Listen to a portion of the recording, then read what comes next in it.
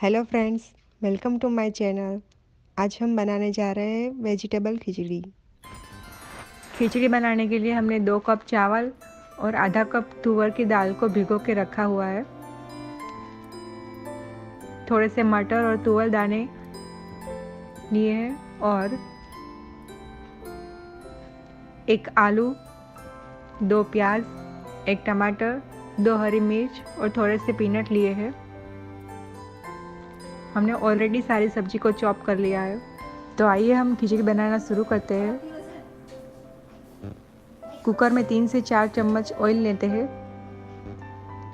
Oil गरम होते ही उसमें तेजपत्ता, लौंग, दालचीनी, थोड़ा सा राई जीरा,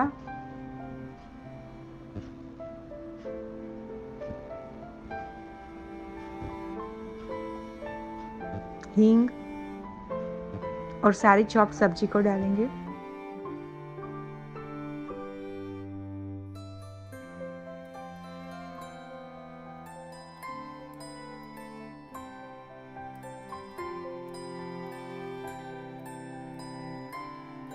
आप चाहे तो गाजर भी ऐड कर सकते हैं।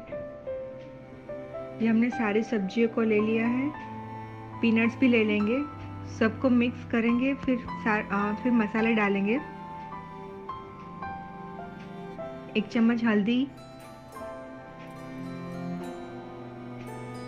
1 चम्मच लाल मिर्च, 1 चम्मच गरम मसाला और थोड़ा सा नमक डालकर मिक्स करना है। मिक्स करने के बाद 2 से 3 मिनट तक इसको पकाना है। फिर हम इसमें भिगोए हुए चावल और दाल डालेंगे।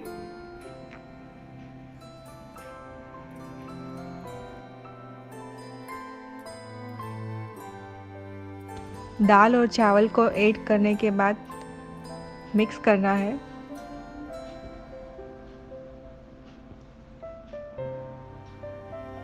ये हमने मिक्स कर लिया है। उसके बाद पानी डालेंगे। हमने 3 ग्लास पानी लिया है। पानी डालकर फिर से एक बार मिक्स करना है।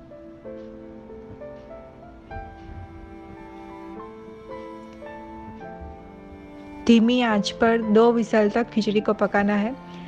कुकर पूरा ठंडा होने के बाद हम खिचड़ी को सर्व करेंगे। तो ये हमारी स्वादिष्ट खिचड़ी रेडी है।